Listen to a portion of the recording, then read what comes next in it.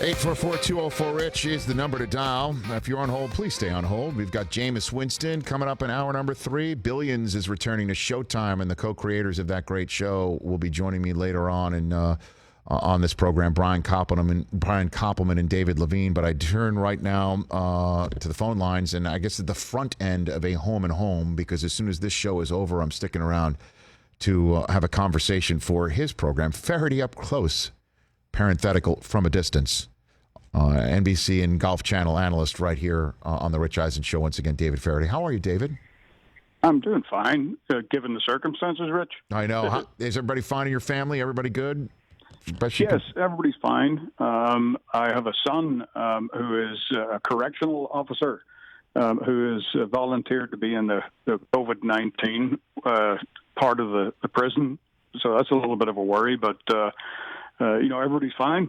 Okay. Is there anything you'd be up for sharing on that? Again, I don't want to press too much on anything on the personal front, but that is something that we're hearing quite a bit about, our correctional facilities being at the forefront, right in the middle of this whole thing. David? Yeah, they are. They've been fortunate in Rory's establishment there in Denton County in Texas, and they only have one inmate at the minute. But you're right. In prisons around the country, it's been a huge problem. So I mean, it's a worry. There's no for any parent would worry about that. Sure. And then obviously what you're doing and what we're attempting to do every day is to take people's minds off things and continue to talk. Are you hearing anything about when you think the golf world might return? I know we've got that exciting Tiger, Phil, Peyton Manning, Tiger and Tom Brady match coming soon. But what are you hearing about potentially the return of the tour? Well, from what I understand, they're going to play the Colonial Tournament in Fort Worth without spectators, and that's, I think, June the 6th, mm-hmm. I want to say. But I mean, playing without spectators, it's like having cornflakes without milk. I don't know. I think, I had an idea about this. The way they get a laugh track sure. on a sitcom? Sure. Could we pipe in applause or something like that? I don't know. I mean, we could. I mean, we could be the ones to give the golf clap too, David, Yeah, that's right. Yeah, exactly. We could do that. We could pipe it all in. Yeah. Yeah, I mean, I think, to give it some sort of a feel of, as ridiculous as it might sound, I think it would sound better. So, I know that, though, that Tiger and Phil and Brady and Peyton Manning, that's going to go off without any fans either. But it's just 4 guys, I guess, going around, and I guess you could be socially distant and all that. I just can't wait. I mean, I do hope this does get pulled off in June, and then what the Masters may look like in the fall. I mean, it's just really all over the map. I just want to give you the floor and what you think this golf season could look like. David. Well, I mean, first of all, that Tiger's been socially distant for the last 25 years, so there's not much difference there. I mean, that'll be fun to see that match. But golf is the ideal sport for social distancing, if you think about it. I mean, the chances of 2 players hitting it anywhere near each other are remote, yes. Unless you're at the the top end of the game. So, I mean, the golf courses here in Texas are open or opening, and, people are playing. The cart situation is, there's a lot of golf courses are open for walking, or if you have your own cart, you can use it, that kind of thing. But the golf season, I mean, it's interesting to me how they're going to cover it with overlapping with football and every other sports. Is Jimmy Nance, is he going to be at the Masters, or is he going to be doing football? I think you can bet that he'll be there on Masters Sunday. I think for sure. Did we ask him that question, Chris? We did. We did. He's going to choose golf. Yeah. Oh yeah. Yeah, that's interesting. Yeah, he pretty much. Yeah, but let's hope. Who's going to cover what, and when are they going to cover it, and how are they going to do the timing of it? I mean, it's there's a lot of moving parts to get in the right place. I wouldn't like to be in charge of it, that's for sure. David Feherty, host of Feherty Up Close from a Distance, which you can catch again on Golf Channel's YouTube page. New interviews being added weekly. I'm Appreciative of the invitation to appear on this, and I'll be recording that later on with you, sir. What are the topics you talk about with people? I get that question all the time. Is what do you talk about when there's no actual live sports? So I'll give you that very same question, David. Yeah, well, it's more of a personal sort of a thing. How are you dealing with this situation? What are you doing? What did you do yesterday? And get into a little background, people as well. I've been doing some terrifying research on you. Terrifying research. Okay. Is there anything I can help you with? Is this a pre-interview, potentially? Well, I suppose it would be, really, wouldn't it? Yeah.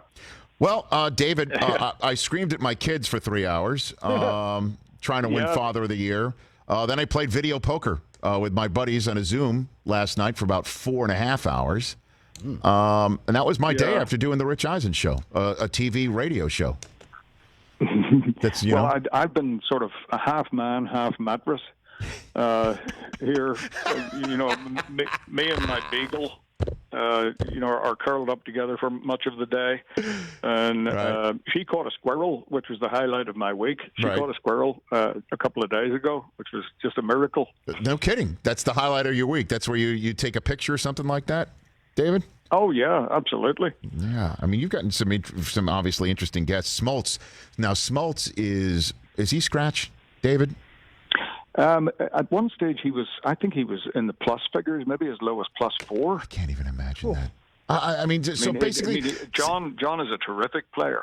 He really is. He's the best of the celebrity players, no question, or has been. But the game is. It's always amazed me just how many people love this game. I've got you on today. A little later, I've got Michelle Wee, which I'm recording, and George Lopez. It's a kind of a broad brushstroke, of people that are coming on the show. It's really been a lot of fun. Well, we had Favre on 2 days ago, and he said he shot a 79. That was the same day we had Elway on, who said that his game, he hasn't played it in a long time. But Favre says he's just beginning to break 80, and Elway really wouldn't. He said he kind of just threw away that he was a 1. He hasn't played in a while. He's just a 1, and I was inspired by how he just threw away the fact that he's a 1. That really inspired me. Yeah, just tossed it out there. Hey, John's a 1 at the moment. That's what he said. Yeah, it was very casual. Very casual is what he said. Yeah. But when you have Marshall Falk on, he refuses to say what his handicap is because he doesn't want to give out any candy. David, you must know guys like that. Probably quite right. You must know guys like that. Well, yeah, I do. I mean, I know a bunch of people, that couldn't get down to single digits if they cut off a finger. But what's yours, David? What are you playing to right now? I haven't. People ask me that all the time. How's your game these days? And I haven't played golf in 14 years. David, I got. People say no, sure. I don't. I can't. My left arm is crippled. I can't close my left hand from. Are you serious? From a bicycle accident. Yeah, from a bicycle accident. I got run over by a truck and a trailer in Dallas in 2007. I want to say. Yeah. 2007, and it took me a long time. For a while, they thought I might even lose the arm. So, there's been no golf, since then for me. I didn't know that, David. I don't know if that's common knowledge. I actually got hit 3 times by motor vehicles before I quit. I woke up in a hospital in Dearborn, Michigan, wearing a turban for some reason. With a hole in my head. I have no recollection of that accident at all. I got hit by a motorist who just kept on going, apparently. Oh, my God. And then I nearly went through a windshield in New York, and that was riding the bike. It was starting to look like a hobby. An open tab at the ER was, so wow. I decided against that, and I haven't had any exercise since. Now I know you're kidding on that, but hold on a second. So, what's the best round you've ever had then? Give me the best round you ever had. The best round I ever shot was from a blind hangover in the Catalan Open. in eastern Spain. Yeah. And I shot 61 that particular day. I played with Alfonso Pinheiro. Sure. And he was, I threw up on the third tee. Come on, David. And because the night before, I thought I'd missed a cut by a shot. And my pal, Sam Torrance and I went out, and we had a few adult beverages. Yes. And it was one of those nights where you say, I'll have one more, and then I'll stay. Yeah. Yeah. And then you stayed. I got in about 4:30 in the morning. And I just happened to notice on the board at the hotel we were staying in, the draw sheet was up, and I was off first at 6:30. Oh! So I went out in 31, came back in 30, and I honestly can say that at no stage during the round did I know where I stood. So the following, I went from just making the cut by a shot to being two behind. And the next evening, I decided, well, I'd better suck it in here, and act like an adult. So I did, and then I went out and shot 75 the following day. So I'm not proud of it. So what's the moral of the story then, David? Before I let you go. Well, I'm not sure that it will be moral is the correct word for it. Yeah, I don't know what the hell, but I tended to play well when I didn't feel well. Okay. Like Jordan, like Michael Jordan. Thing in my career, I shot a couple of 62s. When another one actually I was hungover. The second one not so much, but I think feeling ill or whatever took my mind off where the ball was going to go. Sure. And maybe made me relax a little. David Feherty. I wouldn't recommend it. Yes. I wouldn't recommend it. By the way, that wouldn't be a bad name for a book or your next book or your memoir. That wouldn't be bad. True. That wouldn't be bad, David. Just hey, thanks for coming on. I always appreciate it. I look forward to our chat. I don't think any stories nearly as interesting as the one you just told, but I'll do my best.